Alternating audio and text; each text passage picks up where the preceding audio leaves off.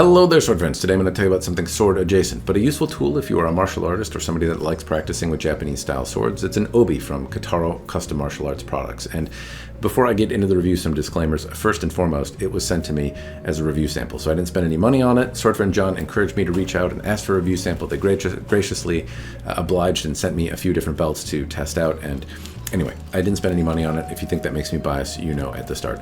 The other bit that you should know is that I'm not an expert in belts, swordsmanship, and I sometimes don't even know how to tie, which many of you will probably comment on below. But this is not a tutorial on how to tie an obi. There are other more capable people to do that, but I will give you my thoughts on why I like this belt over others. I have several other martial arts belts, obi included, for Iaido, and I put this one in my bag, and I will continue to do so, and I will elaborate on why that is. And so hopefully those musings and ramblings are helpful. Anyway, the basic gist around this belt, it will be linked in the description down below, incidentally, if you want to get one. But the small versions are $46. The adult extra large version that I have is $56, I believe, at least as of the recording of this video. And what do you get for that? Well, I believe it's made of cotton and polyester or some sort of mix. It's 4 inches wide, which is not necessarily wider than other obi that you might get, but it's a little bit wider than some of the other belts that I've used, particularly your typical martial arts belts. They're usually only 2 inches wide, so this is quite a bit wider. It's pretty common to see this width in other obi that you might get for Iaido, though. It's also rigid, though. It's not as rigid as like a conventional martial arts belt. It's not as thick as that. At the same time, it has that kind of rigid structure that I lack in other silk belts or other obi that I've tied around. And it can at first be a little bit to adjust to. The kind of more rigid texture feels like a different martial arts belt, like a judo belt or something like that. And it doesn't bend or flex as easily as others do. At the same time, what that results in is your sword feels stable longer. It doesn't move. It rests pretty firmly in that belt, and at the same time it can move in and out. If you're doing martial arts that involve sayabiki, where you're pulling your sword out, you're pushing it back in, then it still does those things. But usually when you leave it in position, it doesn't move. The belt doesn't come loose. It doesn't become floppy woppy over time where you have to retie it. The structure of the belt is pretty firm, and while that feels a little strange at first, it is quickly something you get used to, and that doesn't irritate you or chafe or prevent you from bending over or doing any particular movement, but it keeps your sword a little bit more stable and firm. So I found that to be particularly useful, and I would say that's the main reason that I keep putting this one in my obi more than others. It's honestly not the right size for me. It's a little longer, or maybe not as long as I need. One or the other. I have to do like a goofy fold to put it on. I'll show you that later. But the basic gist is I still like it, even though it's not as well fit or the same size as some of the other belts that I like. It provides a structure that I don't have in any other obi that I've used, and it stays firm. I don't have to tie it as tight to get that same retention. So sometimes I have to tie an obi so tight so that my sword stays in and like it doesn't become floppy after a few hours of practice. And then I feel like I'm tying the piss out of myself, and like I have to go to the bathroom because I'm pressing on my bladder, which is not a fun thing to need to do when you have your hakama on. And this provides a lot of structure without necessarily needing to really make it act like a girdle, and I found that to be particularly comfortable and helpful. The rigid structure is, like I said, something that from a comfort perspective is at least initially off, but then I find it to not really be anything I notice after basically 15 minutes of use. And going forward, I don't really notice it putting one on over the other. The rigidness also isn't lost over usage or over washing, and that's why I took a little bit to do this review. I've had this belt now for several months. I've used it for several months, and I've washed it. Believe it or not, I wash my gi and my clothes, and I've washed it several times. It still has most of the color. It seems pretty good, and it also has the structure. It hasn't loosened up. It might have some, but it still does the same thing in providing me the structure of a belt that I find at least useful. Now, it's also worth noting that Kataaro offers other belts, so I don't necessarily have any of the other belts to compare and contrast to and how they are better or worse than other martial arts belts, but they offer some embroidery service as well, which you may take advantage of if you're getting a different style belt, because they seem to make good products. And if maybe you don't need an Iaido belt, but you need a different martial arts belt, then these guys seem to make some pretty good stuff. If you do embroidery, well, it's it's often lost on Japanese Iaido belts because you're wearing a hakama over it, and you can often see the color, but some of the embroidery and whatnot may get lost.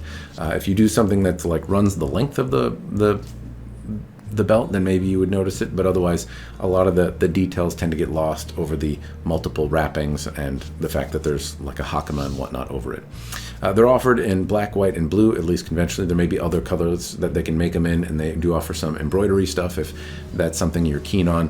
There seems to be a lot of options that they have available for something as simple as a belt. You do have to pay a bit more for them, but they can do some interesting stuff. They sent me a video, or at least a photo of like a meme that they put on somebody's belt as a lark. So they can do some pretty interesting stuff, I guess, with the embroidery options that they have.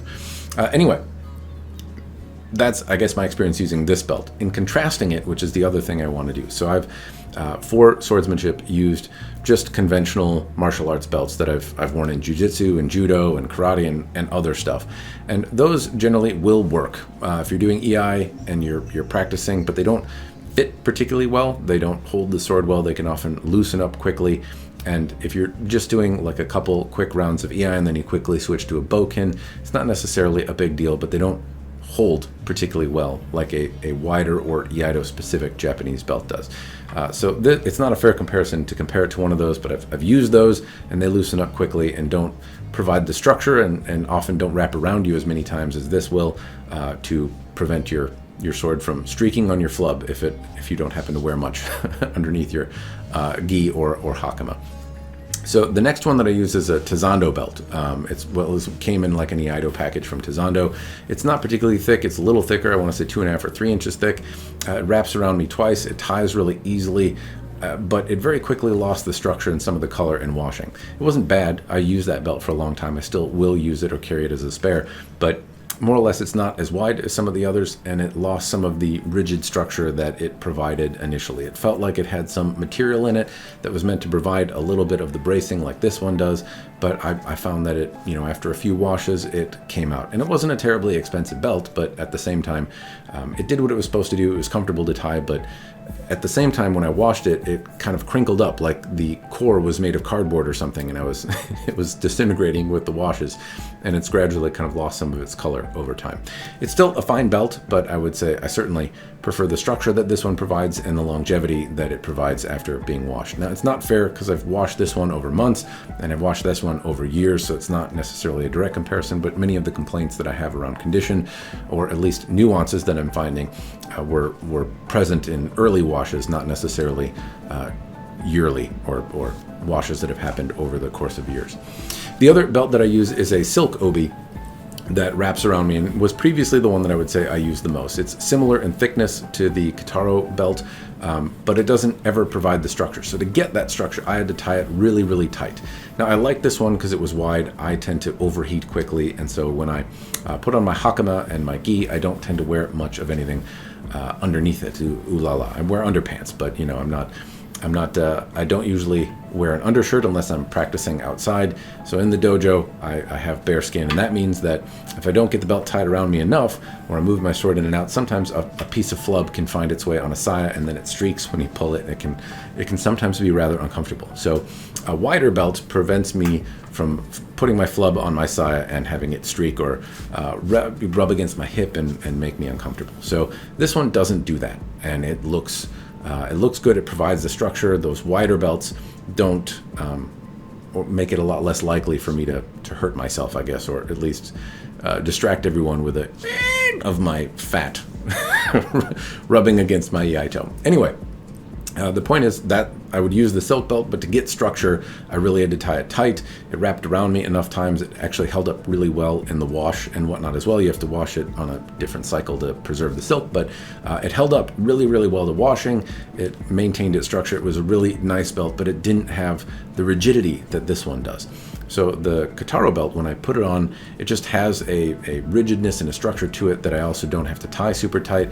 It, despite the rigidness, feels much more comfortable, again, because I don't have to really cramp down and make it super tight for the belt to hold my sword. And it also is very wide, so it doesn't make my flub streaks. So those are the comparisons that I've had to others. This is certainly the preferred. If I had all of them laid out and all of them were free, I would pick this one and pick it up and put it in my bag, and that's what I do. And I'm glad that it also holds up and doesn't like wrinkle and turn to crap over time. I've washed it. many times over the course of the last several months. It's been washed, I don't know, 20, 30 times, and this is how it looks. And so it's holding up really well to those wash cycles and whatnot. So anyway, that's what I can share with you about the belt, why I like it. It's, you know, you're going to maybe have to tie your knots a little bit differently or experiment with it because it is a thicker material, so you might have to try something different. But I, like I said, didn't have problems getting it to fit in the hakama and be tight and hold up. You'll want to also know what size you need. Apparently, I never figured that out, so I asked for the XL, and I have to kind of do like an extra fold in there. I'd almost like it to be longer to get it around me one more time. So maybe think about how long you need the belt to be before you order one, so you don't end up with a doofus fitting like I do. And the colors also seem to be nice. Now, I didn't test the white one, but the black one, the dye has held up well. I don't know how quickly the white would stain, or how easy it is if you bleach or whatnot, or how that will affect it. But anyway, I've been very happy with the belt. I want to continue to use it. And I want to say thanks to Swordfriend John for recommending it. And I want to say thanks to Kataaro for sending me the review sample. And hopefully you all found it useful. If you practice Japanese swordsmanship, this is a worthy consideration to add to your martial arts bag. And if you don't, then if you're just a backyard cutter, then putting your sword in an obi and doing some of the draws and stuff can really be illuminating. You don't have to do that, but if you put on a non-martial art style belt and buy one of these and put an obi on, then it allows you to appreciate the sword and some of the nuances around it, even though you may not practice Japanese swordsmanship formally. You can put your belt in there, feel how it moves in and out, appreciate some of the nuances of the sai and things that you've paid for, try some of the draw cuts, admittedly, cautiously. Drawing is one of the ways that people hurt themselves quickly, but you can hold the obi, move it around, and appreciate why some of that stuff is there, even if you don't practice formally. So anyway, I think it's useful to anyone that's interested in Japanese swords, and I hope you found the video useful yourself. That's all I've got, though. Cheers, and thanks for watching.